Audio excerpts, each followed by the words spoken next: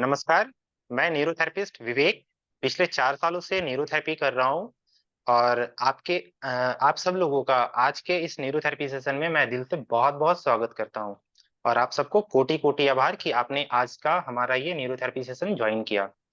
तो सबसे पहले आज के इस न्यूरोथेरेपी सेशन में जैसे मैंने लिंक डाली थी कि ये न्यूरोथेरेपी हमारी जो हम करते हैं, ये हमारी न्यूरोथेरेपी क्या है? ये न्यूरोथेरेपी किस सिद्धांत पे कार्य करती है? तो इसके लिए मैं सबसे पहले आपको हमारे न्यूरोथेरेपी के जनक डॉक्टर मेहरा की मैं एक तस्वीर दिखा रहा हूँ। ये हमारे डॉक्टर लाजपत राय मेहरा जिन्होंने पूरी की पूरी न्यूरोथेरेपी बनाई। तो सबसे पहले मैं अपने गुरु जिनसे मैंने न्यूरोथेरेपी सीखी और हमारे परम पूज्य गुरु डॉक्टर लाजपत राय मेहरा जी को दिल से प्रणाम करता हूँ कि उन्होंने मुझे इस काबिल बनाया कि मैं आज एक न्यूरोथेरेपिस्ट हूँ और एक न्यूरोथेरेपी की अपनी प्रैक्टिस करता हूँ। तो गुरु जी को कोटि-कोटि प्रणाम। आज के सेशन की शुरुआत करते हैं। न्यूरोथेरेपी है क्या? बेसिकली न्यूरोथेरेपी के नाम से ही पता है ये न्यूरो, पहला वर्ड है न्यूरो। हम बॉडी में जानते हैं कि हमारी बॉडी में बहुत सारे न्यूरॉन्स होते हैं। हम न्यूरॉन्स पे काम करते हैं, न्यूरॉन्स पे ट्रीटमेंट करते हैं, इसलिए इसका नाम न्यूरोथेरेपी लगता है। बट आप सबको बता दूँ, न्यूरोथेरेपी का बेसिक कॉन्सेप्ट होता है हमारी बॉडी का नाभि। जब एक बच्चा माँ के गर्भ से बाहर आता है, तो माँ और बच्चे में जो जुड़ाव होता है, वो नाभि के नाल से होता है और हमारी बॉडी का सेंटर पॉइंट नाभि होता है, जिसको बेस पे हम रख के पूरी बॉडी की ट्रीटमेंट करते हैं, जिसकी हम निरीक्षण करते हैं, जिसकी हम हेल्प लेकर अपने बॉडी को ठीक करते हैं, इस थेरेपी को हम न्यूरोथेरेपी कहते हैं। Basically neurotherapy blood circulation based यानी कि हमारी खून के प्रवाह पे आधारित है और हमारे बॉडी के ऑर्गन से जितने केमिकल बनते हैं, उनके सिस्टम पे आधारित है, जिससे कि हमारी पूरी बॉडी संचालित होती है। सपोज़ अगर आपके पेट में खाना सही से नहीं पचेगा, तो आपकी हड्डियाँ भी कमज़ोर होगी क्योंकि खाने को पचने के बाद आपके हड्डियों में कैल्शियम एब्ज़ॉर्ब नहीं होगा। तो बेसिकली हमारा पेट अगर ठीक होगा, दैट मीन्स हमारा डाइजेस्टिव सिस्टम ठीक होगा, तो हम बहुत अच्छी तरह से फिट रह सकते हैं। इसलिए हमारी न्यूरोथेरेपी का पहला प्रिंसिपल है कि अगर हमारे फेफड़े यानी कि हमारा रेस्पिरेटरी सिस्टम, सेकंड हमारा पेट यानी कि हमारी डाइजेस्टिव सिस्टम एंड थर्ड हमारी किडनी यानी कि हमारा फिल्ट्रेशन सिस्टम, यूरिनरी सिस्टम, अगर ये 3 सिस्टम बहुत अच्छे से काम करेंगे तो आप कभी बीमार नहीं पड़ सकते हो। ऐसा हमारी न्यूरोथेरेपी कहती है, ऐसा हमारे गुरु डॉक्टर लाजपत राय मेहरा जी कहते हैं। तो बेसिकली इन 3 चीज़ों को ध्यान में रख के हमारी पूरी न्यूरोथेरेपी होती है, जिससे कि हम अपने जीवन को स्वस्थ रख पाते हैं और बहुत सारी बीमारियों से बचने की भी कोशिश करते हैं और बचते हैं। सो दैट आज हम बेसिकली न्यूरोथेरेपी का इंट्रोडक्शन करते हैं। तो न्यूरोथेरेपी के इंट्रोडक्शन में सबसे पहले हम हमारे गुरुजी डॉक्टर लाजपत राय मेहरा जी, जिनका जन्म 23 अगस्त 1932 को यानी कि भारत की आज़ादी से भी पहले हुआ था। और जब हमारे गुरु 11 साल की उम्र में थे, तब उन्हें एक बहुत काफ़ी लंबा पेट दर्द हुआ, जिससे वो 7-8 महीने तक परेशान रहे थे। बट दैवीय कृपा हुई, कुछ ईश्वरीय कृपा हुई कि उन्हें कोई एक संत महात्मा मिले, जिन्होंने 2 से 3 मिनट के बस उनके पैरों को आगे-पीछे खींच के एक चिकित्सा की और उनका 7-8 महीने का पुराना दर्द चला गया।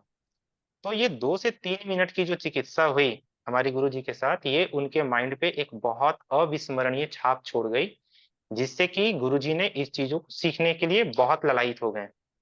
और जब गुरुजी ने ये चीज़ें सीखी, तो वो गुरुजी 11 साल की उम्र से ही इन चीज़ों पे ध्यान देते रह गए और इन चीज़ों को इतनी बड़ी थेरेपी विकसित कर दी कि यह आज हमारे सामने पूरी की पूरी न्यूरोथेरेपी बन के खड़ी हो गई है। जिसमें पूरे भारत में आज के समय में 2000 नहीं, आई थिंक 5000 से ज़्यादा न्यूरोथेरेपी सेंटर चल रहे हैं और आउट ऑफ इंडिया भी हमारा न्यूरोथेरेपी सेंटर चल रहा होता है, जिसमें ऑस्ट्रेलिया, यूएसए, दुबई वगैरह बहुत सारे कंट्री में हमारे सेशन चलते हैं, जहाँ हमारे सारे न्यूरोथेरेपिस्ट इंडिया से सीख के गए हैं और न्यूरोथेरेपी कराते हैं। ये हमारे गुरुजी का परिचय था। तो अब न्यूरोथेरेपी पे आते हैं कि न्यूरोथेरेपी है क्या? जैसा मैंने बताया न्यूरोथेरेपी नेवल बेस्ड यानी हमारे शरीर के नाभि को केंद्र मानकर एंड ब्लड सर्कुलेशन बेस्ड यानी कि हमारे शरीर में खून जिस जिस वे में बहता है। जैसे कि आप कह सकते हो कि आपके सर के बाल और पैर के नाखून या हाथ के नाखून एक दूसरे से कनेक्टेड नहीं है, बट हम कह सकते हैं कि ये दोनों एक दूसरे से कनेक्टेड हैं, क्योंकि सर के बाल के पास भी वही खून जा रहा होता है जो हाथों के पैरों के नाखूनों के पास जाता है। इन दोनों का कनेक्शन ब्लड से है, तो ब्लड हमारी पूरी बॉडी को कनेक्ट करता है। इसलिए neurotherapy blood circulation based medicine less, जिसमें दवा की कोई उपयोग नहीं होती, और ये एक भारतीय चिकित्सा प्रणाली है जो कि बहुत पहले से हमारे यहाँ ऋषि मुनि से ये चीज करते थे, बट ये इतनी साइंटिफिक नहीं हो के आ पाई थी, जिसके लिए हम ये कंफ्यूज रहते थे कि ये घर की देसी इलाज है। बट आज ये न्यूरोथेरेपी है, जिसे भारत सरकार भी अप्रूव करती है अपने कौशल विकास जो श्रम नियोजन संस्था जो है भारत सरकार की, उसके थ्रू भी ये न्यूरोथेरेपी अप्रूव्ड है, और भारत सरकार भी इन चीजों की पढ़ाई कराती है। तो अब इससे आगे बढ़ते हैं आज के बेसिक कॉन्सेप्ट में कि न्यूरोथेरेपी किस बेसिस पे काम करती है। जैसा कि हम मानते हैं आयुर्वेद, आप सब लोग भी ये जान रहे होंगे कि आयुर्वेद जो होता है, आयुर्वेद का कहना है कि शरीर में 3 दोष होते हैं, वात, पित्त और कफ, जिसके आधार पे आयुर्वेद संपूर्ण बीमारियों की चिकित्सा करती है। ठीक उसी तरह से होम्योपैथ भी कहती है कि होम्योपैथ में भी बेसिकली 12 सॉल्ट होते हैं। अगर बॉडी में 12 सॉल्ट बिगड़ जाएँगे, तो बायोकेमिक सिस्टम के आधार पे होम्योपैथी बायोकेम मतलब होम्योपैथी बायोकेमिक सिस्टम के आधार पे 12 सॉल्ट जो हैं, वो अगर बिगड़ जाएँ तो शरीर में बीमारियाँ आती है। आयुर्वेद के अकॉर्डिंग भी यही चीज़ें होती है कि शरीर में 3 दोष अगर कम हो जाए, तो भी बीमारियाँ आती है। अगर किसी का वात, पित्त और कफ तीनों बैलेंस रहेगा तो उसे बीमारियाँ नहीं आएँगी। अब न्यूरोथेरेपी पे आते हैं। लेकिन इससे पहले एक बात और आती है, न्यूरोथेरेपी और नेचुरोपैथी दोनों सुनने में ऑलमोस्ट सेम लगता है। नेचुरोपैथी का कहना है कि अगर प्रकृति ने जो नियम तय किए हैं, उस नियम के अगर आप अगेंस्ट जाओगे तो बीमारियाँ आएँगी। जैसे कि बहुत सारे लोग कहते हैं रात में दही नहीं खानी चाहिए। अगर आप रात में दही खाएँगे तो आपको सर्दी होगी, लेकिन दिन में आप जितनी दही खाएँगे अगर आपका पेट ठीक है तो पच जाएगा, कोई प्रॉब्लम नहीं है। तो ये न्यूरोथेरेपी के अगेंस्ट हो गया। अगर आप नेचर के अगेंस्ट जाएँगे तो आपको दिक्कत आएगी। बट न्यूरोथेरेपी कहती है शरीर में बीमारियां आने का 3 कारण होता है।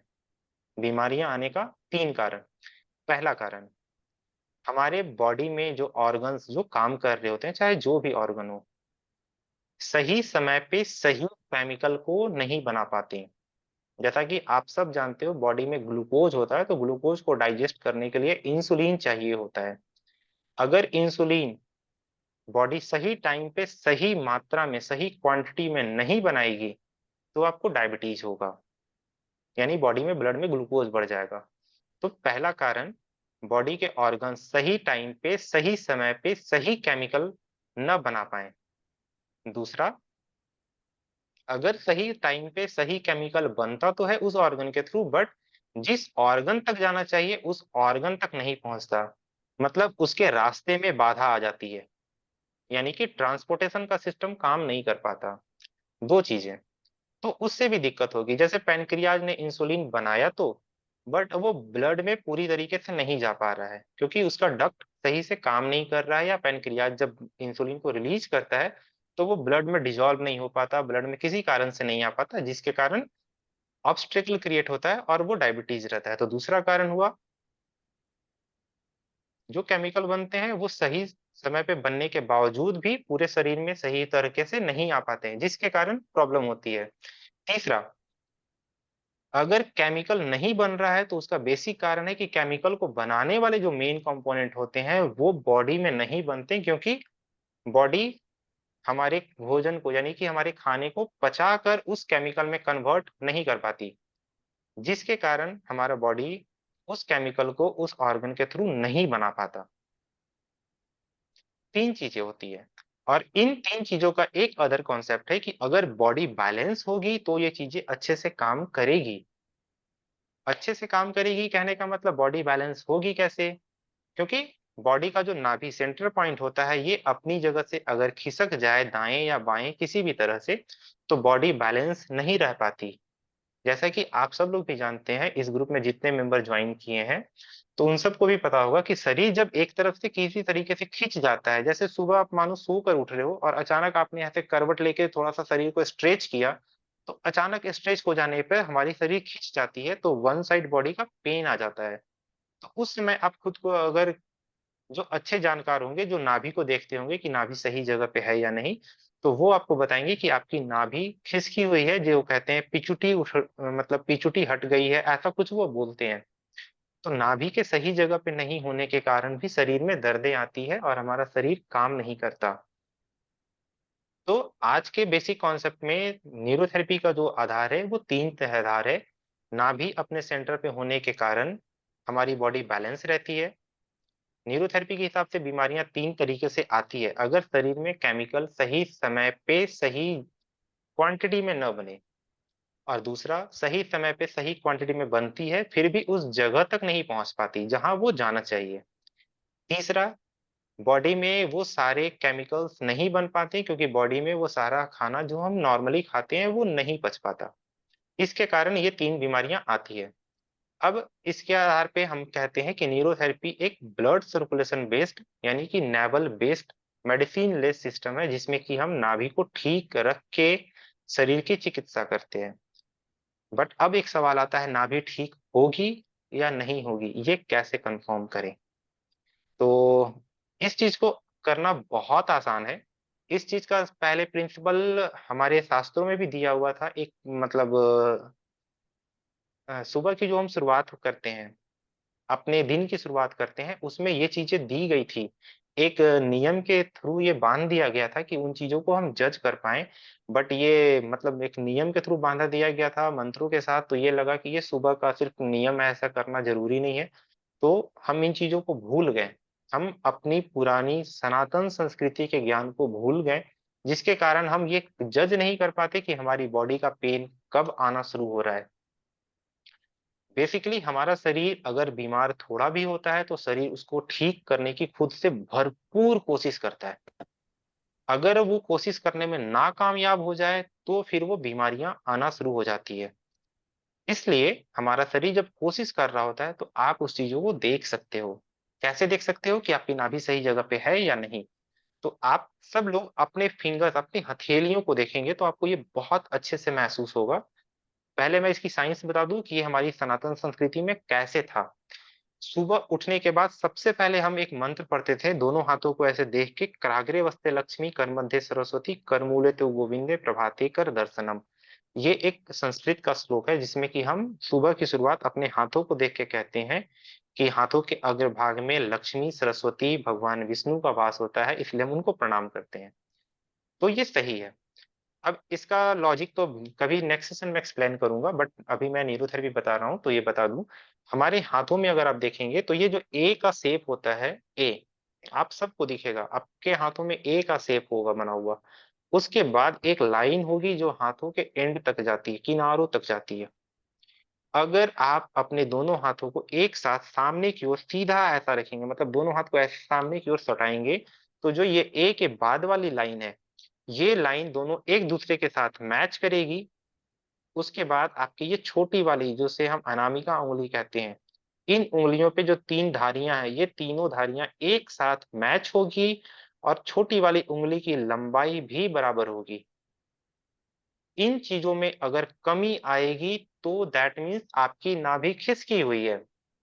और इन चीज़ों पे ध्यान देने के लिए आपको ये भी ध्यान देना होगा कि आपकी कलाई जहाँ से शुरू होती है, उसके पास भी आप देखोगे तो एक लाइन होती है। ये लाइन आपके दोनों हाथों की कलाई की लाइन इक्वल होनी चाहिए, देन ए के बगल वाली जो लाइन है ये इक्वल होनी चाहिए। उसके बाद सिंपल आप अपने हाथों को सिंपली ऐसे स्ट्रेट कर सकते हो। मैं थोड़ा टर्न करके आपको दिखाऊँ, ऐसे। आप ऐसे करके अपने दोनों हाथों को स्ट्रेट करके देख सकते हो, तो आपको पूरा कंप्लीट लाइन स्ट्रक्चर अगर सेम दिखता है, दैट मीन्स आप कह सकते हो कि आपकी बॉडी बैलेंस है, आपका नाभि सेंटर पे है। अगर ये थोड़ी-सी भी अप एंड डाउन होगी तो आपकी बॉडी में पेन आएगा। बॉडी ये खुद से हील करने की कोशिश करती है कि जिस जगह से नाभि खिसकती है, नाभि उसी जगह वापस आने की भी कोशिश करती है। बट हमारा लाइफ़स्टाइल आज की डेट में इतना चेंज हो गया है, इतना फ़ास्ट है, इतना वास्ट है कि हम खुद को ध्यान नहीं देते। बस 1 मिनट के लिए अपनी हथेलियों को सुबह मिलाकर भी ये नहीं देखते कि ये लॉजिक क्या है। हमारी शरीर पहले हम सुबह उठ के देखते हैं कि अगर हम सो के उठे तो दिन भर की थकान के कारण हमारा जो शरीर दिन भर थक गया, वो शाम में सोने के बाद जब हम रेस्ट मोड पे होते हैं तो शरीर में सबसे ज्यादा हीलिंग का काम होता है। तो वो हीलिंग प्रॉपर हुई या नहीं हुई, हमारा शरीर स्वस्थ हुआ या नहीं हुआ, इसलिए हमारे ऋषियों मुनि ने ये परंपरा बनाई थी और उसे एक मंत्रों के साथ अभिमंत्रित किया था कि हम पॉजिटिव थॉट के साथ दिन की शुरुआत करें और अपने शरीर को चेक करें। बट ये ज्ञान हम भूल गए, जिसे हमारे गुरुजी ने न्यूरोथेरेपी में भी बताया कि हम अपने शरीर को नाभि के थ्रू ऐसे चेक कर सकते हैं कि हमारा शरीर बैलेंस है या नहीं। तो आप सब लोग ये नियम, मैं कह सकता हूँ कि आप ये नियम अपने लाइफ में बना सकते हो कि अपने शरीर को जज कर सकते हो कि आपका शरीर स्वस्थ है, बैलेंस्ड है या नहीं है। सेकंड थिंग, अब आते हैं इससे ऊपर, अगर बैलेंस नहीं है, अप एंड डाउन है, तो क्या करनी चाहिए?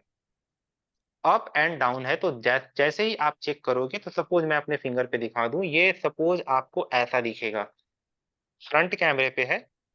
तो अगर मेरा लेफ्ट होगा तो आपको राइट दिख रहा होगा, बट ये मेरी लेफ्ट हैंड है। अब आप देखोगे मेरी लेफ्ट हैंड, ये वाली हैंड जो मैं मूव कर रहा हूँ, ये अप है, राइट हैंड जो मेरी है ये डाउन है। तो अगर आप इन चीज़ों को देखोगे कि आपकी लाइनिंग मैच होने के बाद फिंगर की लंबाई छोटी है, तो सिंपल आप एक चीज़ ये भी नोटिस करेंगे कि जब आप बेड पे सिंपल लेटेंगे, जैसे हम नॉर्मल सोते हैं, पीठ नीचे, पेट ऊपर, उस पोस्चर में जो हम नॉर्मली सोते हैं रिलैक्स मोड में, उस मोड पे अगर आप सोएँगे तो आपको दिखेगा कि आपके दोनों पैर के अंगूठे भी ऐसे ऊपर-नीचे छोटे होंगे। सपोज़ मान लो, भगवान ना करे ऐसा कभी किसी के साथ हो, बट जिनके दोनों हाथ अगर नहीं है, दुनिया में कुछ इंसान ऐसे भी हैं, जिनके दोनों हाथ नहीं है, वो कैसे चेक करेंगे अगर उनकी हाथ ही ना हो तो? इसलिए प्रकृति ने, मैंने बताया पहले, ये बहुत बारीकी से शरीर को डिज़ाइन किया हुआ है। हाथों में जो चीज़ें हैं वो पैरों पे भी है, इसलिए हाथों की अगर लंबाई अप एंड डाउन होगी उँगलियों की, तो पैरों के अंगूठे की लंबाई भी अप एंड डाउन होगी। तो ये चीज़ें आपको चेक करनी है। अगर ये लंबाई अप एंड डाउन दिखेगी तो जो पैर आपको छोटा दिखेगा, उस पैर को आप रोक करके दूसरे पैर को बाहर की ओर पुल डाउन करके खींच सकते हो। ये कर सकते हैं, अदरवाइज़ दूसरे साइड से आप स्ट्रेच कर सकते हो। स्ट्रेचिंग दैट मीन्स आप सीधा खड़े हो ऐसा, ये आपका पूरा मान लो बॉडी है, ये आपकी राइट साइड है, ये लेफ्ट साइड है। आपको दिख रही है कि आपकी बॉडी राइट साइड से छोटी है, तो आप लेफ्ट साइड की ओर झुकेंगे ताकि राइट ये स्ट्रेच होगा, तो वो बड़ा होगा। स्ट्रेचिंग पे वो बड़ा होगा तो फिर वो बैलेंस कर जाएगा। ये हो गई तरीका कि ये बैलेंस हो सकता है। अगर फिर भी कोई दिक्कत हो तो आप हमसे कॉन्टैक्ट कर सकते हो, जो हमारा ग्रुप क्रिएट है उसमें ये चीज़ें, आपको सारी चीज़ें मैं आगे के भी क्लासेस में बताऊँगा। अब बात आती है, नाभि खिसकी ही क्यों? अगर नाभि खिसक गई है और ये बैलेंस हो सकती है, तो ये पहली बात ये कि ये खिसकी क्यों? अपनी जगह पे तो रहनी चाहिए। ये इसलिए खिसकती है क्योंकि हम किसी भी तेज चीज़ का काम करते हैं तो वो बहुत तेज़ी से, बहुत झटके से करते हैं। जैसे मुझे नीचे से कोई सामान उठाना है, मैं रोड पे अगर चल रहा हूँ, कुछ सामान गिरा हुआ है, अचानक मान लो मुझे ₹10 का सिक्का दिखा, तो मैं नीचे झुका उठाने के लिए। तो एक सडन झटके से झुक के उठाना और एक अपने पैर के घुटने को थोड़ा-सा मोड़ के झुक के उठाना। जब आप लिटिल बिट सडन बैंड करते हैं अपने स्पाइन को, तो स्पाइन के बैंड होने के कारण आपका पूरा पेट अंदर की ओर अचानक धँस जाता है, जिससे नाभि धँसने के कारण खिसक जाती है। ये अचानक सडन जो टिल्टिंग होती है बॉडी पे, इससे नाभि खिसकती है। इसलिए कभी भी किसी भी चीज़ को बहुत ज़ोर के झटके से नहीं उठाना चाहिए या झटका नहीं लगाना चाहिए। इसीलिए पहले के घर में जो हमारी दादी-नानी रहती थी, जो बड़े बुजुर्ग रहते थे, वो कहते थे कि किसी भी तेज को बहुत ज़ोर से अचानक झटका मत दो, कमर में दर्द हो जाएगा। ये जो खिंचाव पड़ता था जिसके कारण नाभि बैलेंस नहीं होती थी और ये दर्द होता था, ये बेसिक रीज़न ये था कि हमारी दादी-नानी पहले मना करती थी। तो अगर हम डेली के लाइफ में इन चीज़ों का ध्यान रखें कि अगर हम किसी भी चीज़ का काम कर रहे हैं, अगर झुक के उठा रहे हैं, तो अगर हम अपने पैर के घुटने को थोड़ा मोड़ के उठाएँ, तो हमारी नाभि कभी नहीं खिसकेगी। ये हमारी न्यूरोथेरेपी की साइंस कहती है कि अगर नाभि सेंटर पे रहेगा, तो कोई प्रॉब्लम नहीं आएगी। आई होप आपको ये सारी बातें अच्छे से समझ में आई होगी। अब इससे आगे बढ़ते हैं। अगर नाभि सही जगह पे है, फिर भी हमारे बॉडी में बीमारी आने का सबसे बेसिक कारण होता है, शरीर उस खाने को सही से नहीं पचा पाता, जिसके कारण किसी भी हार्मोन या किसी भी केमिकल की कमी आती है। तो अब बात ये आती है कि ये खाना क्यों नहीं पचता? सबसे पहली बात। तो खाना क्यों नहीं पचता इसके बारे में बता दूँ, आप सब लोगों ने कबूतर तो ज़रूर देखे होंगे। कबूतर जो तारों पे बैठता है, अपनी बीट छोड़ता है, चुनता है जब भी खाने में तो वो कंकड़ पत्थर को भी चुनता है। बट कभी भी उसे बीट करने में दिक्कत नहीं होती, वो छत पे बैठा हो, तार पे बैठा हो या बिजली के खंभे पे हो या ज़मीन पे हो, वो बीट करता है और 1 सेकंड के बाद उड़ के चला जाता है। वो ज़्यादा से ज़्यादा कितना, इतना बड़ा पक्षी होगा, इतना बड़ा पक्षी होगा, इतना बड़ा होगा। इससे ज़्यादा वो कोई बड़ा कबूतर तो नहीं होता। लेकिन उससे कहीं ज़्यादा बड़ा ये शरीर, जो हम नॉर्मल सिंपल सा खाना खाते हैं जैसे भिंडी, वो हम उसे नहीं पचा पाते। भिंडी के जो बीज होते हैं ना, वो हमारी पॉटी में दिखते हैं। भिंडी के बीज अगर आपकी पॉटी में दिखते हैं, टमाटर के छिलके आपकी पॉटी में दिखते हैं, दैट मीन्स आपका बॉडी ये सिंपल नेचुरल प्राकृतिक डाइट जो कि प्रकृति बना रही है। भिंडी कोई लैब में नहीं पैदा होती, वो भिंडी जब भी होगा तो वो मिट्टी में लगेगा तभी वो होगा। तो वो भिंडी का बीज जो कि हड्डी नहीं है, हड्डी बोन से बना हुआ होता है। लोग नॉन-वेज खाते हैं तो पचा लेते हैं, बट बहुत सारे लोगों को भिंडी के बीज पचाने में दिक्कत आती है। दैट मीन्स न्यूरोथेरेपी कहती है ये यूडीएफ है। Un, U for un, D for digestive, F for food. That means आपके मोशन में अनडाइजेस्टिव फूड अगर आ रहा है, दैट मीन्स कि आप कहीं न कहीं बीमार होने की कगार पे खड़े हैं या आप बीमार हो चुके हैं। अगर आपको पेन आ रही है, अगर आपका मोशन में अनडाइजेस्टेड फूड आ रहा है, दैट मीन्स आपकी बॉडी में हार्मोन्स और ग्लैंड्स में कहीं न कहीं कमी आ रही है, जो आगे चल के बीमारियों में कन्वर्ट हो जाएगी या फिर आपको कोई बीमारियाँ हो रही है। तो आप अपने आप को खुद से चेक कर सकते हो। जैसा कि मैंने आज के सेशन के लिंक में डाला था कि आप अपने शरीर को खुद से जज कर सकते हो कि हमारी शरीर में कितनी बीमारियां कैसे आती है, शुरुआत कहाँ से होती है। तो सुबह की हम शुरुआत, सुबह जब सोकर उठते हैं तो अपने हथेलियों को देखते हैं, आप यहाँ से चेक कर सकते हो। सुबह उठने के बाद सबसे पहले लोग पेट साफ करने के लिए बाथरूम जाते हैं, तो आप वहां भी जज कर सकते हो कि आपका पेट ठीक है या नहीं। क्योंकि कबूतर को कभी भी कॉन्स्टिपेशन नहीं होता। आपने किसी भी मेडिसिन के दुकान में कबूतर को कोई एंटासिड का या कॉन्स्टिपेशन की टैबलेट खाते हुए नहीं देखा होगा। वो प्रकृति के नियम को पालन करता है और हम नहीं करते। इसलिए हमें यूडीएफ आता है और सारे लोगों को नहीं आता। तो आप अपने यूडीएफ को ठीक कर सकते हैं, वो आगे बताऊँगा। लेकिन अभी इससे थोड़ा और इसको क्लियर करूँ, हमारे शरीर में ये भिंडी के बीज या टमाटर के छिलके इसलिए नहीं पच पाते क्योंकि हम या तो सही समय पे खाना नहीं खाते या फिर खाना खाते हैं तो जो नहीं खाना होता है वो खाते हैं। जैसे कि मैंने सुबह 10 बजे मुझे भूख लगी, मैंने खाना खाया। अब मैं साढ़े 11 बजे गया ऑफ़िस, ऑफ़िस में सारे दोस्त लोग मिल गए। सुबह मेरे किसी फ्रेंड ने सुबह का अपना ब्रेकफ़ास्ट या अपना लंच करके नहीं आया तो वो बोला कलीग को कि जाओ 10 समोसे ले आओ, 4 लोग हैं और भी खिला दूँगा। आपने 10 बजे खाना कंप्लीट किया है, उसने नहीं किया कोई बात नहीं, लेकिन उसके कहने पे आपने 11 साढ़े 11 बजे वापस से 2 समोसे चटनी खा लिए। आपका पेट उस समोसे को पचाने के लिए बिल्कुल तैयार नहीं था क्योंकि वो ऑलरेडी सुबह का खाना पचाने में लगा हुआ था, इसलिए आपने ऊपर से खाना डाला। वो 1 दिन तो मैनेज कर लेगा, दूसरे दिन मैनेज कर लेगा, कुछ दिन मैनेज कर लेगा, कुछ महीने मैनेज कर लेगा, बट उसके बाद वो हाथ खड़ा कर देगा। जस्ट लाइक आप काम कर रहे हो और आपका सीनियर अगर 2 दिन की छुट्टी पे हो तो आप उसका काम मैनेज कर दोगे। लेकिन वो कंटिन्यू अगर आपको कह दे कि मेरा 15 दिन का काम मैनेज कर दो, तो आप तो ये ज़रूर बोलोगे कि मैं आपका काम मैनेज तो करूँगा बट फ्री में नहीं करूँगा। आप मेरे को उसके पैसे दो, क्योंकि फ्री में कोई नहीं करना चाहेगा। बट ये बेचारे शरीर को पेंशन कौन देता है? एक तो खाना हम देते हैं, वो भी सही से नहीं देते, तो ये बेचारा हाथ ऐसे खड़े करता है, बोलता है, "बब्बा, अब मैं नहीं करूँगा।" और हम बीमार पड़ना शुरू होते हैं। इसलिए आप अपने खाने के टाइमिंग को चेंज करेंगे, अपने लाइफ़स्टाइल को चेंज करेंगे, तो आप बीमारियों से बचे रहेंगे। बेसिकली अब आते हैं यूडीएफ पे, जो मैं बोल रहा था। अनडाइजेस्टेड फूड यानी फूड हमारे शरीर में इसलिए नहीं पच पाता क्योंकि हमारे शरीर में बनने वाला hydrochloric acid HCl, hydrochloric acid जो खाने को पचाती है, वो सही टाइम पे सही क्वांटिटी में नहीं बनती। आपने बहुत बार सुना होगा कि वैगस नर्व एक्टिवेट करना चाहिए। वैगस नर्व बहुत इंपॉर्टेंट होता है बॉडी के लिए। ये हमारे ब्रेन से निकलने वाला 12 क्रैनियल नर्व, 12 क्रैनियल नर्व जो होते हैं, उसमें 10 नंबर वाली ये क्रैनियल नर्व है जो कि वैगस नर्व होती है, और ये पूरे डाइजेस्टिव ट्रैक्ट को हैंडल करती है।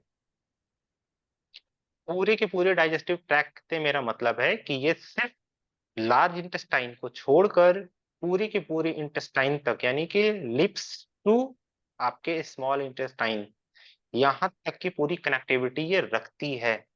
वैगस नर्व, ब्रेन से निकलने वाले 10th नंबर वाले वैगस नर्व, जिसको एक्टिवेट अगर आप करेंगे तो पूरा डाइजेस्टिव सिस्टम एक्टिवेट होगा, जिससे कि आपके पेट में हाइड्रोक्लोरिक एसिड HCl बनेगा।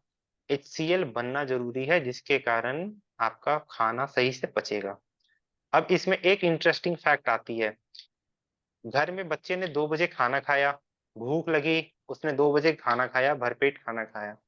अब घर में माताएँ-बहनें ना शाम में कुछ स्नैक्स बना रही होती है, कुछ मीठा पकवान बना रही है। बच्चे ने 2 बजे खाना तो खाया, वो ठीक है। अब जैसे ही कुछ अच्छा मीठा पकवान बना, उसकी स्मेल उसके नाक से गई। वाह! कुछ अच्छा बन रहा है। बच्चे को महसूस हुआ, वो तुरंत आया किचन में, मम्मा क्या बनाई है? दो ना, भूख लगा है, खाएँगे। आपके नोज़ ने स्मेल के थ्रू डिटेक्ट किया और ब्रेन को बोला ये बहुत अच्छा चीज़ है, मुझे खाना खाना है। ब्रेन ने तुरंत क्रेनियल नर्व 10th नंबर, जो कि वैगस नर्व है, उसे एक्टिवेट किया और उसने पूरे डाइजेस्टिव सिस्टम को एक्टिवेट किया कि रेडी रहो, खाना आने वाला है। तो उसे तुरंत भूख की एहसास हुई और वो खाना खाया। बट हम क्या करते हैं, हम उसी चीज़ को देखते हैं, वाओ! समोसे हैं, पकौड़े हैं, चलो खाते हैं। हमने वो खाया, हमारा पेट रेडी नहीं है उसको पचाने के लिए। इसलिए पेट एसिड नहीं बनाया सही से, तो वो किसी तरह से वेस्ट ना हो जाए, बॉडी को कचरा ना करना पड़े, इसलिए वो धीरे-धीरे उसको डाइजेस्ट करके बाहर निकलता है बहुत मुश्किल हालात से। और उसके कुछ देर बाद हमारे खाने खाने की टाइमिंग होती है, मान लो 8 बजे, तो हम वापस घर में बीवी ने बनाया है, घर में माँ ने बनाई है, घर में बहन ने बनाया है, खाना वेस्ट नहीं हो जाए, टाइम हो गया है, हम इस बहाने से वो फिर खाना खा जाते हैं। तो शरीर बेचारा फिर थक जाता है और जिसके कारण कॉन्स्टिपेशन होती है, और ये चीज़ें जब लाइफ लॉन्ग धीरे-धीरे बढ़ने लगती है, तो हमारा पेट कमज़ोर हो जाता है और सिंपल खाने को नहीं पचा पाता, जो कि भिंडी के बीज हमारी बॉडी में आते हैं। बेसिक रीज़न यूडीएफ का ये है। तो सही समय पे सही तरीके से खाया हुआ खाना अच्छा होता है। इसलिए खाना तभी खाएँ जब आपको खुल के भूख लगी हो। अगर खुल के भूख लगी हो और खाने को चबा कर खाएँगे तो ये प्रॉब्लम नहीं आएगी। अब बात करते हैं इससे आगे। जिनको यूडीएफ आएगा वो चीज़ें तो मैंने आपको बता दी कि उनको यूडीएफ पता चल जाएगा कि उनकी पॉटी में आपको छोटे-छोटे बीज दिखेंगे, अनडाइजेस्टेड फूड दिखेंगे, यहाँ तक कि किन्हीं-किन्हीं को टमाटर जो छोटे-छोटे पीस में कटते हैं ना, छोटे-छोटे, हम चबाएँगे तो वो छोटे पीस में टमाटर होते हैं, वो एज़ इट इज़ निकल जाते हैं। तो अब इससे आगे बढ़ते हैं कि अगर ये चीज़ें आ रही है तो इनसे क्या होगा?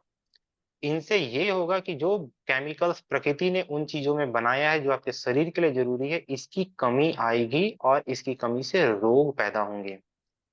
आप जस्ट गूगल करके देख सकते हो कि हमारी बॉडी में विटामिन बी 12 5 साल के लिए लीवर स्टोर करता है। 5 साल, मतलब 5 साल। हर दिन बॉडी को विटामिन बी 12 की ज़रूरत होती है, बॉडी लेकिन उसे 5 साल फ्यूचर के लिए स्टोर करती है। और आपका शरीर जब इन चीज़ों से कमी में आने लगता है, तो लीवर अपने स्टोर से विटामिन बी 12 बॉडी को देता जाता है कि चलो ठीक है, कुछ दिनों वेट करो। ठीक हो जाएगा, ठीक हो जाएगा, तो धीरे-धीरे वो ठीक नहीं होता, उल्टा पूरा बॉडी से विटामिन बी 12 खत्म हो जाता है। फिर बी 12 के खत्म होने के कारण हमें नर्व डिसऑर्डर होता है, हमारे बॉडी में झनझनाहट होती है, कपकपाहट लगती है, हम कमज़ोर फ़ील करते हैं। तो ठीक उसी तरह से बॉडी एक बार हील करने की पूरी कोशिश करती है, जब बॉडी थक जाती है तो फिर बीमारियाँ आना शुरू होती हैं। तो ये तो जस्ट एग्ज़ाम्पल एक बी 12 का था, ऐसे बहुत सारी चीज़ें बॉडी में होती है। जस्ट लाइक कैल्शियम भी होता है, कैल्शियम सिर्फ़ हड्डियों में नहीं होता, कैल्शियम हमारे ब्लड में होता है। तो आप सबको बता दूँ, ज़्यादातर आप अगर कैल्शियम अपना जो बोन डेंसिटी टेस्ट होता है या ब्लड टेस्ट होता है कैल्शियम में, वो ब्लड के थ्रू होता है। कोई लैब टेक्नीशियन आपके हड्डी का टुकड़ा लेकर या हड्डी को निकाल कर चेक नहीं करता कि वो हड्डी में कैल्शियम कितना है, वो आपके ब्लड से चेक करता है। दैट मीन्स कैल्शियम हड्डियों में तो है, लेकिन वो ब्लड में भी है। तो इसी तरह से बॉडी में सारे केमिकल्स बहुत जगह पे होते हैं। हर केमिकल 2-2 जगह पे शरीर बनाता है। पूरी की पूरी इस पूरी बॉडी में हर केमिकल 2 जगह बनते हैं। हर केमिकल 2 जगह बनते हैं, ये हमें कन्फर्म नहीं है। इसलिए हम ये कहते हैं कि ये चलो ठीक है, ओके, हमें नहीं पता, इसलिए हम अज्ञान के रूप में भी बोल देते हैं। हर केमिकल 2 जगह बनता है, दैट मीन्स एक मेन स्टोर, एक छोटा-सा टेम्परेरी स्टोर। जैसे कि हम बहुत सारी जो फीमेल कैंडिडेट इसमें जॉइन है, उन सब लोगों को भी पता होगा और हमारी माता-बहनें भी ये चीज़ें करती है कि जैसे अगर महीने का राशन अगर आता है, तो महीने के राशन का एक थोड़ा-सा पार्ट वो अलग निकाल कर रख देती हैं, ताकि अगर सामान आने में इन नेक्स्ट मंथ डिले हो जाए, तो उस थोड़े से सामान से भी आगे काम चलाया जा सके। ठीक इसी आधार पे शरीर काम करता है कि अगर शरीर का मेन ग्लैंड जो केमिकल को प्रोड्यूस कर रहा होता है, अगर वो बीमार पड़ जाए, कम हो जाए, तो उसके अभाव में शरीर किसी भी तरह से रोग में आकर मृत्यु को प्राप्त ना करे, यानी कि शरीर मर नहीं जाए। इस कंडीशन में हमारा बॉडी का छोटा-सा टेम्पोररी पार्ट जो होता है, वो काम करता है केमिकल को, ताकि इधर से शरीर हील कर जाए और वो मेन रिसोर्स हमारा काम करे। ठीक इसी के बारे में बताऊँ, आप सब लोगों ने एक बीमारी का नाम सुना होगा, पार्किंसंस। पार्किंसंस जो बीमारी आती है, वो एक केमिकल होता है हमारी बॉडी में, डोपामाइन। डोपामाइन केमिकल की कमी होने के कारण होती है और डोपामाइन केमिकल हमारी बॉडी के ब्रेन में बनता है। अब आप बताओ, ब्रेन में बनने वाला डोपामाइन शरीर में कहीं और भी तो बनता होगा। ये बनता है जिसके कारण हमारी बॉडी बैलेंस होती है। जिसको भी पार्किंसंस की बीमारी होती है, वो ज़्यादातर उनकी हाथें-पैरें जो होती है, पूरी बॉडी वाइब्रेट करती है। वो किसी चीज़ को पकड़ना चाहें तो पकड़ नहीं पाते, उनकी हाथ बहुत काँपती है। पकड़ेंगे भी तो बहुत देर से, उनकी ग्रिप सही नहीं होगी, जो चीज़ें ऐसा होता है। तो जो ब्रेन में बनने वाला 80%, 80 और 20 का रेशियो हमेशा चलता है। तो 80% ब्रेन में बनने वाला डोपामाइन जब नहीं काम करता, तो ब्रेन की जगह आप सुनकर हैरान हो जाएँगे, पेट की जो छोटी आंत होती है ना, छोटी वाली आंत, वो डोपामाइन बनाती है। पेट की छोटी वाली आंत जो हम स्मॉल इंटेस्टाइन कहते हैं, वो डोपामाइन बनाती है और पार्किंसन से शरीर को लड़ने में बहुत मदद करती है, क्योंकि ब्रेन के 10 लाख न्यूरॉन्स जो ब्रेन में होते हैं, उसका 10% यानी कि 1 लाख न्यूरॉन्स हमारी छोटी आंत में होते हैं, जो डोपामाइन बनाती हैं। ऐसे शरीर में बहुत सारे केमिकल शरीर के 2 पार्ट में बनते हैं, ताकि जिससे बॉडी बैलेंस होकर चलती है, जिसे हम न्यूरोथेरेपी में एसिड और एल्कली के बैलेंस पे काम करना कहते हैं। इसके आधार पे हम कहते हैं कि हमारा शरीर राइट का पार्ट अलग है, हमारा शरीर लेफ्ट का पार्ट अलग है, क्योंकि ये एसिड और एल्कली दोनों पे काम करता है। तो अब एसिड और एल्कली क्या होता है, ये बता दूं। ये भी हमारी न्यूरोथेरेपी का एक बेसिक कॉन्सेप्ट है, जिसमें कि हम पूरी बीमारियों की चिकित्सा को जज करते हैं, ट्रीटमेंट करते हैं, शरीर को जज करके कि बॉडी एसिडिक है या एल्कलोसिस है। तो आप सब लोग अपने दोनों हाथों को देखेंगे, तो आपको पता चलेगा कि ये दोनों हाथों की बनावट थोड़ी अलग ज़रूर है। आप एक बार गौर से अपने दोनों हाथों को, आप सब लोग जितने लोग जॉइन किए हैं, आप सब लोग अपने दोनों हाथ की हथेलियों को एक बार गौर से देखें। आपको दिखेगा कि दोनों हाथ की उँगलियों की बनावट थोड़ी ही चेंज होगी। बराबर तो दिखेगा, आप एक बार देख के आप बता सकते हो कि ये बनावट अलग लगती है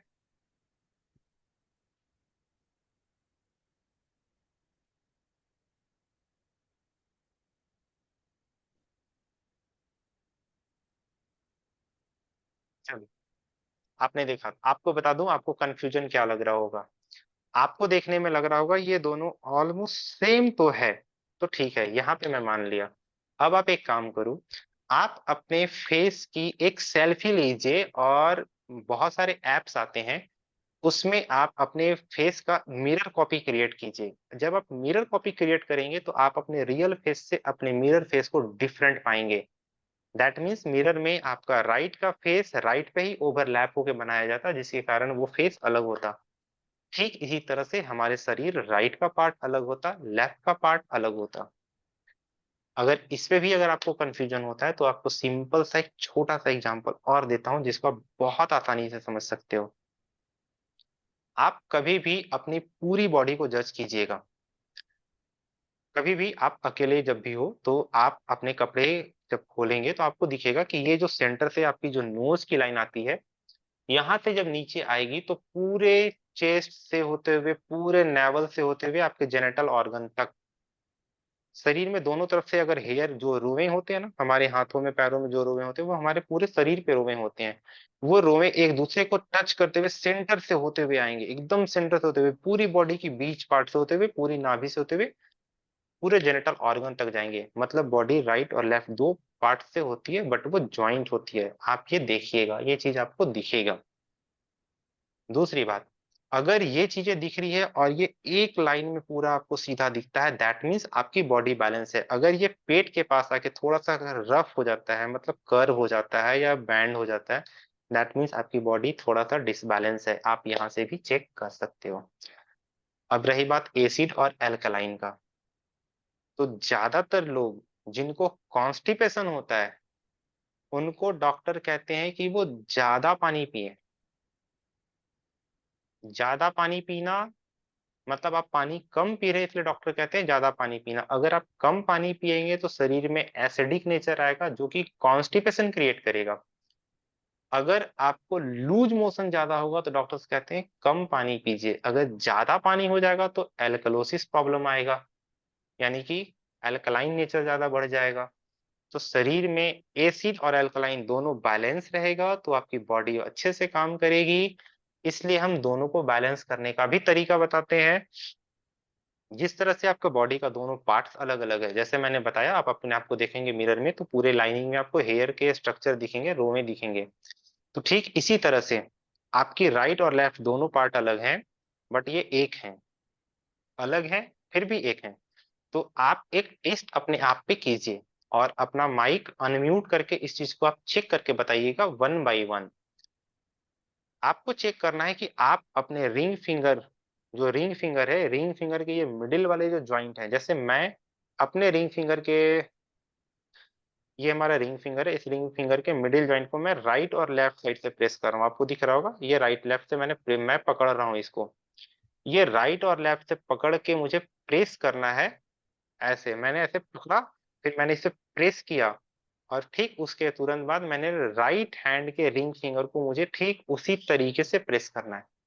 अगर ये आप खुद से नहीं कर सक रहे हो तो आपके अगल बगल कोई अगर हेल्पिंग हैंड है जो कि बैठा हुआ है, आप उन्हें दोनों हाथ ऐसे दीजिए और बोलिए कि रिंग फिंगर के मिडिल ज्वाइंट को एक साथ एक समान ताकत से प्रेस करें। आपको खुद से फील होगा कि दोनों में से किसी एक में आपको पेन फील होगा, या दोनों में भी पेन हो सकता है, या पेन हो ही नहीं सकता। तीन ही कंडीशन आएंगे। आप करके देखिए और अपना माइक अनम्यूट करके आप बताइए कि आपको क्या फील हुआ। पेन किस में फील होता है? अगर पेन फील होता है तो भी बताइए, नहीं होता है तो भी बताइए, ताकि आपको न्यूरोथेरेपी की एक राइट में, बेसिक छोटी सी कॉन्सेप्ट में समझ में आए। राइट में थोड़ा सा हल्का। राइट में थोड़ा सा, ठीक है गौतम जी। हल्का। और कोई? हल्का। नमस्ते सर। सेम राइट नहीं फील हो रहा है। Okay ma'am, Rajshri ma'am okay. Sir मेरा तो किसी में भी नहीं हो रहा है। स्वर्णा मैम ओके, ठीक है। हाँ हाँ। सर लेफ्ट में बहुत ही जैसे प्रेस करने पे जबरदस्ती फील की। नहीं मैम, जबरदस्ती नहीं करना होता, सिंपली मैंने बोला अगर आप खुद से नहीं कर पा रहे हो तो आप अपने घर के हेल्पिंग हैंड में किन्हीं को दीजिए और बोलिए रिंग फिंगर को प्रेस करें, ताकि जब वो प्रेस करेंगे तो आपको पता चलेगा। हाँ, मेरे राइट हैंड पे ज्यादा पेन आ रहे हैं, लेफ्ट हैंड पे थोड़े से पेन आ रहे हैं। वो ओके भी मैं चेक किया। ओके राइट हैंड में ज्यादा है, लेफ्ट हैंड का थोड़ी वहां पे नहीं, ओके ओके वहां पे मंजुनाथ लेफ्ट सर। में थोड़ा है। ओके सर हाँ राइट में फील ज्यादा पेन होता है सर, लेफ्ट में कम आता है सर, नेग्लिजिबल है सर, राइट में ओके ज्यादा है। ओके चलिए ओके ठीक है। ಈಗ ಎಲ್ಲರಿಗೂ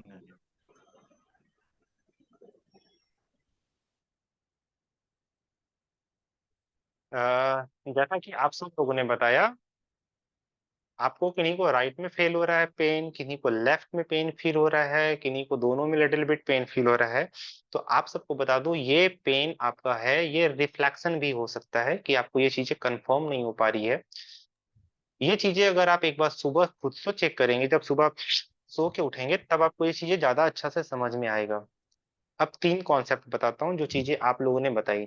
अगर आपको लेफ्ट का पेन आ रहा है, लेफ्ट हैंड के रिंग फिंगर का पेन आ रहा है, दैट मीन्स आपकी बॉडी एसिडिक है। आपके सिम्टम्स में आपको बॉडी का पेन भी होगा, आपको वीकनेस भी फील होगी, आपको कॉन्स्टिपेशन भी होगा, ये एसिडिक नेचर है। इसका सबसे बेस्ट सॉल्यूशन है अपने डेली की डाइट में वाटर की क्वांटिटी बढ़ाइए, एसिडिक नेचर रिड्यूस कर जाएगा, ये पेन आपका घट जाएगा। दूसरा, जिनको सिर्फ और सिर्फ राइट का पेन आ रहा हो, उनको अपने डाइट में थोड़ी सी वाटर क्वांटिटी को कम करनी चाहिए।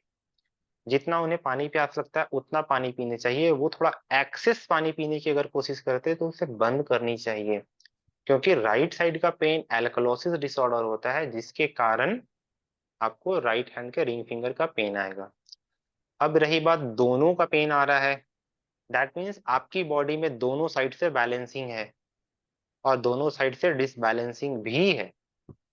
एक तरफ बैलेंस होता है, दूसरी तरफ डिसबैलेंस हो जाता है, एक तरफ बैलेंस होता है, दूसरी तरफ डिसबैलेंस होता है। ये चीजें सिम्टोमेटिकली आपके लाइफ में चल रही होती है। आप स्ट्रेस भी ज्यादा फील करते हैं, थकावट भी आपको बहुत ज्यादा आती है, आप खाना भी ज्यादा खाते हैं। तो ये बेसिक कॉमन कॉमन सिम्टम्स है जिसके आधार पे दोनों का पेन आपको क्रिएट हो रहा होगा। तो दोनों का जब पेन क्रिएट हो रहा है तो आप अपने लाइफ से सबसे पहले स्ट्रेस को रिड्यूस कीजिए ताकि आप रिलैक्स हो पाएं। अगर रिलैक्स हो पाएंगे तो नींद अच्छी आएगी, हीलिंग अच्छा होगा, जिससे कि आपको ये समझने में आसानी होगी कि मुझे एसोडिक मतलब एसिडोसिस का ट्रीटमेंट करना चाहिए या एल्कलोसिस करना चाहिए। क्योंकि शरीर हमारा 70% पानी से बना हुआ है। अगर इसकी क्वांटिटी को अगर हम कम कर दें तो भी नुकसान होगा, अगर हम 70 से बढ़ाकर 80 कर दें तो भी नुकसान होगा। तो इस चीजों का ध्यान रखना जरूरी होता है। अब इससे थोड़ा-सा अगर हम आगे बढ़ते हैं, तो अगर दोनों चीज़ों का अगर आपको पेन आ रहा है, तो आपको थोड़ा-सा सतर्क ज़्यादा रहने की ज़रूरत है, क्योंकि बोन बॉडी दोनों तरफ से बैलेंस करने में कन्फ्यूजन क्रिएट करती है। तो सबसे पहले आपको अपनी नाभि चेक करनी चाहिए कि आपकी नाभि बैलेंस है या नहीं है। सेकंड थिंग, आपको अपना डाइजेशन देखना चाहिए कि आपका डाइजेशन सही है या नहीं है। तब जाकर आप खुद कंफर्म कर पाएँगे। अगर इन चीज़ों पे कंफर्म नहीं हो, तो आप अपने न्यूरोथेरेपिस्ट से ट्रीटमेंट भी ले सकते हो। अदरवाइज़ मुझसे भी कॉन्टैक्ट करके आप अपना पर्सनल न्यूरोथेरेपी सेशन ले सकते हो, जिसमें कि आपको डिजीज़ का सारा ट्रीटमेंट मिल सकता है। अब इससे आगे बढ़ते हैं, तो एक बेसिक कॉन्सेप्ट मैं आपको और बता दूँ, आप कभी भी आप ये चीज़ देखना, जिस दिन आपको आपकी नींद पूरी हो जाएगी, उस दिन आपकी बॉडी आपकी बहुत हल्की लगेगी। आपने ये चीज़ें देखा होगा कि जब नींद पूरी होती है, जब पूरा नींद होके कंप्लीट हो जाता है, जब हम पूरी अच्छी नींद से सो के उठते हैं, हम ऐसे लेके अंगड़ाई लेते हैं बहुत अच्छे से। बहुत सारे लोग ऐसे करते हैं। आज तो नींद पूरा हुआ, मज़ा आ गया, मैंने बहुत अच्छा सोया। इस चीज़ों का करने का मतलब ये होता है कि आपके शरीर को जितनी टाइम चाहिए थी हीलिंग करने के लिए, पूरी शरीर ने हीलिंग कर ली, आपका शरीर बैलेंस हो गया। इसलिए आप कंफर्टेबल फ़ील करते हैं। अगर आपकी नींद पूरी होती है और फिर भी अगर आपको चिड़चिड़ापन फ़ील होता है, आप कंफर्ट नहीं फ़ील करते, दैट मीन्स आपकी बॉडी में हीलिंग अभी भी बचा हुआ है, जो कि करना चाहिए। तो आप उन चीज़ों को जज कर सकते हो। आई होप आपको ये चीज़ें समझ में आई हो जो मैं बता रहा हूँ। अगर कोई आपकी क्वेरी हो तो आप पूछ सकते हो। आप वन बाय वन अनम्यूट कीजिए या हैंड राइज़ कीजिए, ताकि मैं आपको इन चीज़ों के बारे में आगे बताऊँ कि ये क्या कर सकते हो आप। सर जिनके दोनों रिंग फिंगर में पेन नहीं हो रहा है, मतलब उनका बैलेंस है सब कुछ ना, एसिड और एल्कली। Very nice. मुझे उम्मीद था कि ये क्वेश्चन भी आएगा। जिनको दोनों में हम्म। किसी का पेन नहीं हो, और ऐसा नहीं है कि पेन फील नहीं होगा, पेन होगा। अगर आप कहीं भी प्रेस करोगे तो पेन होगा। वो पेन शूटिंग पेन नहीं होना चाहिए जो कि आपको दर्द का फील कराए। हाँ। मेरे को किसी ने दबाया तो ये दब रहा है, ये मुझे महसूस हो रहा है, बट पेन नहीं फील हो रहा है। अगर इस दबने के महसूस जो हो रहा है इसे आप पेन कहेंगे तो ये गलत है। आपको सिर्फ ये हम्म। महसूस होना चाहिए। पेन अगर नहीं होता दैट मीन्स आपकी बॉडी बैलेंस है, आप फिट एंड फाइन हो। ये आपको खुद ठीक। से फील हो जाएगा। सर एक चीज और पूछना है, जो आप बोले कि झटके से कुछ उठाने के लिए नीचे नहीं झुकना है। सर तो या कभी जो एक्सरसाइज होता है हाथ ऊपर करके नीचे फीट को टच करने वाला, तो उसको भी झटके से नहीं करना चाहिए, उससे भी नेवल सरक सकता है क्या, नाभि सरक सकती है? नाभिक से रखती है। किसी भी योग टीचर से अगर आप ये चीजें कंफर्म करेंगे तो योग टीचर जो अच्छे एक्सपर्ट योग टीचर भी होते हैं, और या जो हम्म। टीचर सिखा भी रहे होते हैं वो भी ये चीजें बताते हैं। जैसे कि आप ताड़ासन करते हो, ताड़ासन हम्म। में आप दोनों हाथ ऊपर करके खींचते हो तो वो बहुत इजीली, हम कहते हैं कि आप आराम से धीरे धीरे लंबी गहरी सांस भर के खींचिए। तो सांस हम्म। भर के जब आप खींचते हो तो पूरी बॉडी को एनर्जी मिलती है। सांस छोड़ते हैं तो भी अच्छा होता। अब हम जैसे सर, मतलब पेट को अंदर की ओर दबाकर हम नीचे की ओर झुकाते हैं। अब ये नीचे झुकने का कौन सा आसन है ये तो मुझे नाम कंफर्म नहीं पता, बट हम उसमें झुक के अपने सर को अपने घुटने के पास सटाते हैं। इसमें योग टीचर कहते हैं कि आप अपने पेट को अंदर की ओर दबाइए, यानी कि धीरे धीरे सांस छोड़ते हुए नीचे की ओर झुकिए। कभी भी टीचर आपको ये नहीं बताएंगे, योग टीचर, कि आप पेट को फुलाकर सांस लेते हुए अंदर की ओर झुकाइए। ये गलत है।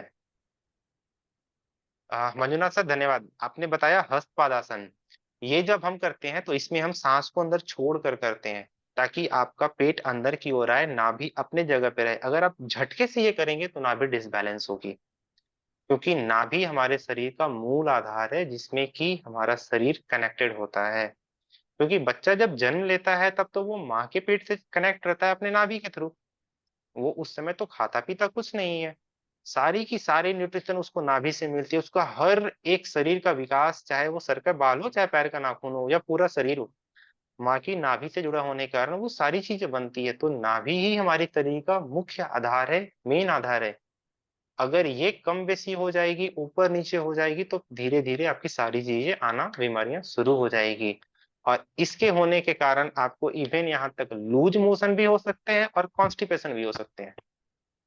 क्योंकि अगर नाभि खिसक जाएगी तो सारे न्यूरॉन्स जो है जो कनेक्टेड होते हैं बॉडी से, वो खिसक जाएंगे, सही ऑर्गन को सही टाइम पे काम नहीं करने देंगे।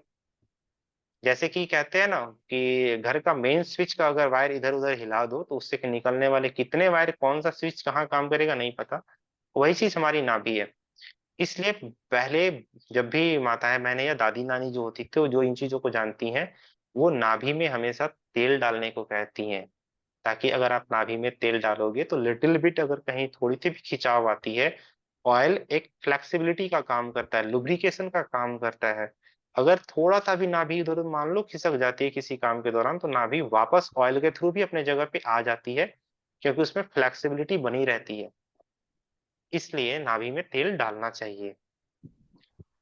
सर न्यूरोथेरेपी के अनुसार वेगस नर्व को कैसे एक्टिवेट किया जा सकता है? सोनलता जी, आपने जो क्वेश्चन पूछा वो बहुत सही है, कि न्यूरोथेरेपी के हिसाब से हम वैगस नर्व को कैसे एक्टिवेट करते हैं। Very nice. पहले तो थैंक यू, आपने ये क्वेश्चन पूछा। और दूसरी बात, न्यूरोथेरेपी में जितने भी ट्रीटमेंट होते हैं ये बेसिकली एक पर्टिकुलर, पूरी की पूरी कह सकता हूँ कि मेडिकल साइंस, मेडिकल फिजियोलॉजी के आधार पे होती है। तो वैगस नर्व को एक्टिवेट करना न्यूरोथेरेपी में बहुत ही इजी है, बट इस पे थोड़ी सी एक रिस्ट्रिक्शन लगी हुई है। क्योंकि अगर विदाउट रिस्ट्रिक्शन अगर हम सारी चीजों को जान जाए तो कोई भी कभी भी कर ले। बट ये बहुत सारी जगहों पे अगर आप यूट्यूब पे सर्च करोगे तो ये चीजें आपको मिलती भी है, बट कहीं कहीं पे ये चीजें बताई भी नहीं जाती कि इसकी रेस्ट्रिक्शन क्या होती है। बट मैंने सीखा है अपने गुरु से, और जैसा कि हमारे हमारे गुरु ने सिखाया है, हमें सबसे पहले रेस्ट्रिक्शन बताई गई। कारण, आप अगर 10 करोड़ की गाड़ी को खराब कर दोगे तो वापस 10 करोड़ की गाड़ी बना सकते हैं, बट ये खरबों खरब का जो शरीर है जिसे भगवान ने बनाया है, अगर ये खराब हो जाए तो ये वापस नहीं बना सकते, ये वापस पहले जैसा आ ही नहीं सकता। इसलिए कभी भी इसके साथ छेड़छाड़ नहीं करते।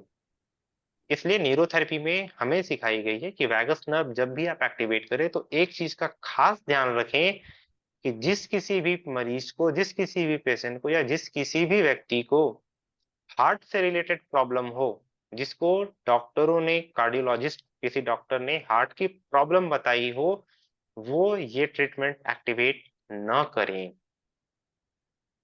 रेस्ट्रिक्शन यहाँ पे बस इतना ही है। करने का तरीका बहुत सिंपल है। अपनी मुट्ठी बंद करेंगे, अंगूठे को यूज करेंगे, सिर्फ और सिर्फ अंगूठे को। आपके कान के नीचे ये जो नेक का रीजन है ना, गले का, कान के जड़ पे अपना हाथ लगाइए।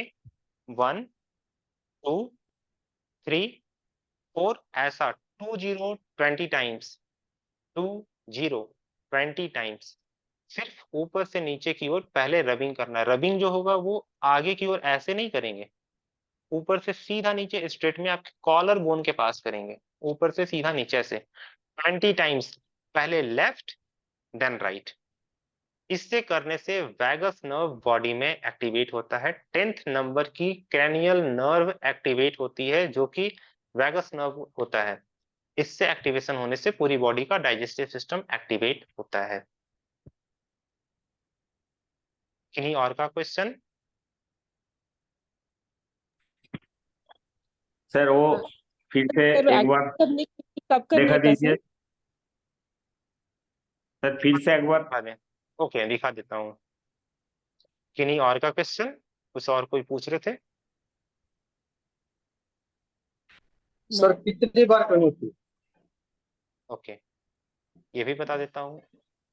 किन्हीं और का कोई क्वेश्चन? सर कितनी बार करनी थी? एक्टिवेट रहेगा कितनी बार करनी थी? करने की, कब करने का सर? ओके, चलिए, वेरी नाइस। तीनों सवाल का जवाब देता हूँ।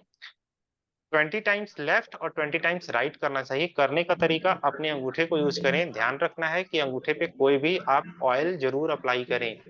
वैसलीन अप्लाई करें या कोई भी oil, coconut oil, mustard oil, तिल का तेल, कोई भी ऑयल लगाइए या फिर टेल्कम पाउडर अपने गले पे लगाइए और अंगूठे से 1 2 3 4 ऐसा आप रैपिडली भी कर सकते हो। 1 2 3 4 5 6 7 8 9 10 11 12 13 14 15 16 17 18 19 20। मैंने 20 किया रैपिडली, आप 20 इधर भी कर सकते हो। आप 20 लेफ्ट 20 राइट करेंगे, उसके बाद 30 सेकेंड या 1 मिनट का गैप देंगे और फिर रिपीट करेंगे। 20 लेफ्ट 20 राइट। इस तरीके से आप 2 बार करेंगे, ये सफिशियंट है। रही बात कितनी बार करनी चाहिए, आप खाना खाने से पहले अगर वैगस नर्व एक्टिवेट करते हो तो खाना खाने से पहले अगर वैगस नर्व एक्टिवेट होता है तो ये पूरी डाइजेस्टिव सिस्टम को एक्टिवेट करता है, जिससे कि आपका खाना अच्छे से पचेगा। शरीर को एक मैसेज मिल जाता है कि खाना आने वाला है। जैसे कि आपके घर में कोई गेस्ट आने वाला है और गेस्ट आने से आपको 15 मिनट पहले मैसेज आ जाए कि भैया आप घर में हो, मैं आ रहा हूँ, तो आप घर में पहले वाइफ को फोन करेंगे या अपनी मदर को फोन करेंगे कि माँ या वाइफ ये लोग आने वाले हैं, थोड़ा देर में आएंगे, देख लेना। तो माँ को पता चल जाता है कि गेस्ट आने वाले हैं तो उनके लिए कुछ थोड़ा नाश्ता वगैरह लगाना होगा, घर को थोड़ा साफ सफाई कर दे ताकि देखने में अच्छा लगे। तो ठीक उसी तरह से जब वैगस नर्व एक्टिवेट होता है तो बॉडी को ये कंफर्म हो जाता है कि फूड आने वाला है, खाना खाना है। जो आदमी खाना खा रहा है उसे पता है कि खाना खाना है। वैगस नर्व प्रिपेयर करता है पेट को कि आप रेडी रहो, HCl बनाओ, खाना आने वाला है। उसके बाद पीछे से लीवर, गॉल ब्लैडर, पैनक्रियाज को एक्टिवेट करता है कि आप लोग रेडी रहना, खाना आएगा तो उसे मिनरल्स को लेके पचा के बैलेंस करना होगा, क्योंकि हाइड्रोक्लोरिक एसिड से वो खाना निकल के आएगा तो न्यूट्रल करेंगे, फिर उसे पचाएंगे, फिर बॉडी में एब्जॉर्ब कर लेंगे। तो पूरी सिस्टम तैयार हो जाती है वैगस नर्व को एक्टिवेट करने से। ये इतना बड़ा मास्टर की है। बस ध्यान रखना है कि जब भी वैगस नर्व एक्टिवेट हो तो उन लोगों को हम न दें जिनको हार्ट की प्रॉब्लम हो। अगर जरूरत पड़े उन्हें देने का तो उनके राइट साइड में कभी न दें। उनके राइट साइड में वैगस नर्व एक्टिवेट नहीं करे, उनके सिर्फ लेफ्ट साइड पे आप दे सकते हो। राइट पे बिल्कुल नहीं देंगे, बिल्कुल नहीं, मतलब बिल्कुल नहीं। लेफ्ट पे आप दे सकते हो उनका, राइट पे नहीं। सर मेरा एक राइट मिनट आपने मैम, जो 1 मिनट मैम। शिवानी जी, आपने एक क्वेश्चन पूछा है न्यूरोथेरेपी और एक्यूप्रेशर में क्या डिफरेंस है? तो आपके सवाल का जवाब को बता दूं, न्यूरोथेरेपी में हम पूरी की पूरी बॉडी पे प्रेशर अप्लाई करते हैं। जैसे जैसे बीमारियां आती है, जिस जिस केमिकल की कमी के कारण आते हैं, हम उन्हें एक्टिवेट करते हैं। बट जहां तक मुझे पता है, मैं एक्यूप्रेशर तो बहुत नहीं जानता, थोड़ी बहुत कुछ कुछ जानता हूँ उसमें कि किसी किसी जगह पे प्रेशर करने से होता है। तो एक्यूप्रेशर का जो ट्रीटमेंट होता है, जहां तक मुझे पता है, वो पूरी हाथ की हथेलियों में या फिर पूरे पैर के तलवों पे होता है। बट न्यूरोथेरेपी ट्रीटमेंट में हम पूरी बॉडी पे एक्टिवेशन करते हैं, क्योंकि पूरी बॉडी में जितने सारे न्यूरॉन्स होते हैं, वो सारे न्यूरॉन्स अलग अलग जगहों पे अलग अलग तरीके से काम करते हैं। जैसे कि मैंने अभी 20 टाइम्स लेफ्ट और 20 टाइम्स राइट बताया, अगर इसके नंबर को अगर आप चेंज कर दोगे, जैसे 20 की जगह अगर आप इसे 10 टाइम्स करोगे, तो ये 10 टाइम्स करने से आपकी खांसी पे काम करेगा, आपकी खांसी ठीक होती है। बहुत जगह पे 10 टाइम्स लेफ्ट 10 टाइम्स राइट के अगर 3 सेट किया जाता है, तो खांसी में बहुत आराम मिलता है। ये नंबर के चेंजिंग होने के कारण होता है, क्योंकि जैसे ही नंबर चेंज हुआ, जो न्यूरॉन्स को हम एक्टिवेट कर रहे थे, जिस नर्व को एक्टिवेट कर रहे थे, वो नर्व एक्टिवेट नहीं हुआ, दूसरा नर्व एक्टिवेट हुआ, तो वो दूसरे नर्व ने अपना काम किया। ठीक इसी तरह से न्यूरोथेरेपी में हम हर नंबर की, हर काउंटिंग की और हर सीक्वेंस का ध्यान रखते हैं, ताकि शरीर वो केमिकल क्रिएट करे जो हम बनाना चाहते हैं। आई थिंक शिवानी जी, ये चीजें आपको कंफर्म हो गई होगी। Thank you for asking. Divya ma'am, आप कुछ पूछना चाह रहे हो? सर न्यूरॉन्स हमारी पूरी बॉडी में होते हैं, मतलब हाँ हर मैम, जगह? हमारी बॉडी के हर कोने कोने में न्यूरॉन्स होते हैं। आपके सर के बाल से लेके आपके पैर के नाखून तक न्यूरॉन्स होते हैं। क्योंकि सर बट के बालों पे अगर आप एक अपने बाल के एक बाल को अगर आप खींच के ऐसे झटके से कबाड़ेंगे, तो भी आपको यहाँ पे लिटिल बिट पेन होगा कि एक किसी ने बाल खींच लिया। और आप अपने पैर के नाखून के पास एक छोटी सी पिन को हल्का सा टच करके चुभाने की कोशिश कीजिए, फिर भी आपको पेन होगा। ये पेन का सेंसेशन ब्रेन को देता कौन है? ये हमारे न्यूरॉन्स ही होते हैं, जो बॉडी को पूरे पेन का सेंसेशन फील कराते हैं कि ये पेन हो रहा है यहाँ पे। ये चीजें होती है, इसलिए पूरी बॉडी पे न्यूरॉन्स होते हैं। डिपेंड ये करता है कि आप किस न्यूरॉन्स के थ्रू कौन सा केमिकल किस किस हिसाब से बनाना चाहते हैं, जो कि हमारी न्यूरोथेरेपी कहती है। ओके। मेरा एक और क्वेश्चन है, मतलब मुझे बड़ा सरप्राइजिंग आंसर लगा। कोमल, एक मिनट चुप हो जाओ। मुझे बड़ा सरप्राइज लगा ये जान के। सर, मुझे एक और चीज पूछना है। जो अपना फर्मेंटेड फूड हमें डैब डाइट में मिलता है, या जो अजीत भी सेन जी भी देते हैं, तो वो भी मतलब उनसे भी पता चला अवधेश सर को सुन के कि हर बॉडी के पार्ट में माइक्रोबायोम होता है, तो ये न्यूरॉन उसी से कनेक्टेड है, माइक्रोब वाला चीज? दोनों चीज कनेक्टेड है? मैम, मैं तो माइक्रोबायोम का एक्सपर्ट नहीं हूँ, मैं न्यूरोथेरेपिस्ट हूँ। तो उनके लैंग्वेज के अकॉर्डिंग तो नहीं बता पाऊंगा कि माइक्रोबायोम बॉडी में किस तरह से काम करते हैं। बट हाँ, ये जरूर बता सकता हूँ कि माइक्रोबायोम हमारी बॉडी में जब भी इनटेक होता है, तो हमारे वो गट्स बैक्टीरिया में काम आता है। Guts that means small intestine. और अभी थोड़ी देर पहले मैंने बताया कि हमारे स्मॉल इंटेस्टाइन, छोटी वाली आंत में मोर देन 1 लाख न्यूरॉन्स होते हैं। मोर देन 1 लाख न्यूरॉन्स, यानी कि ब्रेन का 10% ऑलमोस्ट हमारे गट्स में होता है। तो वो सारे गट्स अगर माइक्रोबायोम से अगर कनेक्टेड हैं, और वो माइक्रोबायोम से वो सारे नर्व अगर एक्टिवेट होते हैं, तो ऑब्वियस सी बात है, वो सारे नर्व वो केमिकल और वो मैसेंजर का काम करेंगे जो बॉडी को करनी चाहिए, जो आपको पूरा ब्रेन करता है। और ब्रेन पूरी बॉडी को कांटेक्ट में रखता है। दैट मीन्स माइक्रोबायोम भी आपके पूरी बॉडी के न्यूरॉन्स पे काम सनराइज करते किया हैं। करा। प्रोग्राम पूरा बॉडी पे का चलो। सर, समझ आ गया, आंसर मुझे मिल गया। Thank okay you ma'am. So much sir. Rajshri ma'am, आप कुछ पूछ रहे थे?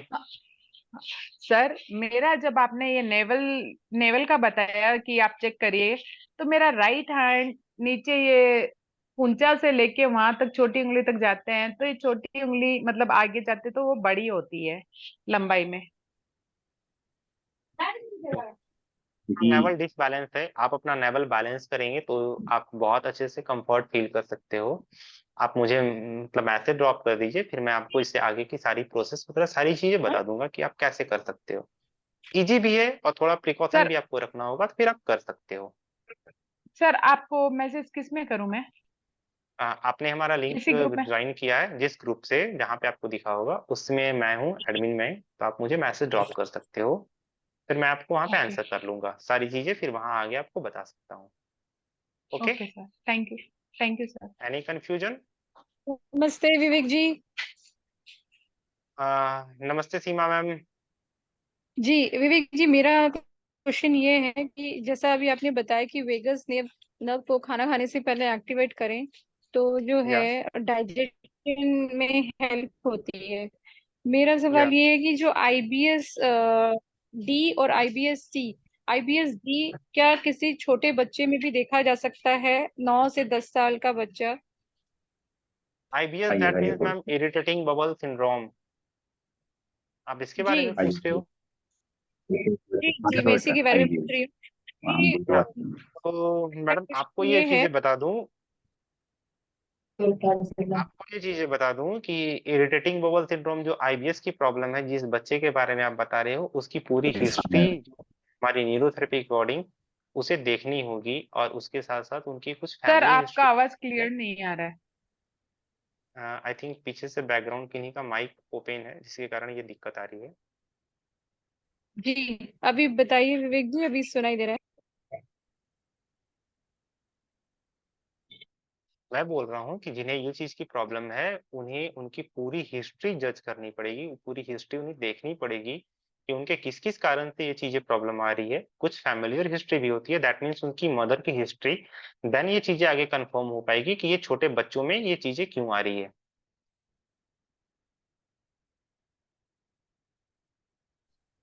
शारदा मैम, आप आम, कुछ पूछना चाह रहे हो? हाँ विवेक सर, मैं ये पूछना चाह रही हूँ कि मेरे पेशेंट हार्ट पेशेंट हैं वो, तो उनको हाँ खांसी भी है तो उनको राइट साइड नहीं करना ना? मैम, सिर्फ वैगस नर्व के एक्टिवेशन पे हम राइट साइड ट्रीटमेंट नहीं देते। वैगस अच्छा नर्व को एक्टिवेट जब हम करते हैं तो उसे हम हार्ट पेशेंट के राइट साइड नहीं देते, बाद बाकी अदर ट्रीटमेंट अदर सीक्वेंस पे यूज होता है। वैगस इस नर्व को ट्रीटमेंट हम को राइट कर साइड सकते सिर्फ हैं? नहीं देते हैं। हाँ, खांसी का जो ट्रीटमेंट मैंने अभी बताया आपको 10 बार जो करना है वो दे सकते हैं, उसके किसी भी तरह से इम्पैक्ट नहीं है कि वो किसी को नहीं अच्छा देना है, वो आप आराम से दे सकते हो। अच्छा, इसको रिपीट भी करना होगा क्या सर? इसको आपने 10 लेफ्ट 10 राइट बताया, 3 टाइम्स बताया ना इसको? खांसी के लिए हाँ, सफिशिएंट है? 2 बार करना है, सुबह और शाम? जैसे खांसी लगे, उनको खांसी अगर ज्यादा लग रही है तो 3 से 4 बार भी आप कर सकते हो, कोई दिक्कत नहीं है। अच्छा ठीक है। Thank you okay, sir, thank you, thank you, thank I you. Hope आप लोगों को आज का सेशन बहुत अच्छा लगा हो। तो आप अपना फीडबैक ग्रुप में जरूर शेयर कीजिएगा कि आपको आज न्यूरोथेरेपी की बेसिक कॉन्सेप्ट जानकर कैसा लगा। Thank you for joining. Thank you sir, thank you. Radhe Radhe sir. Radhe Radhe. Thank you.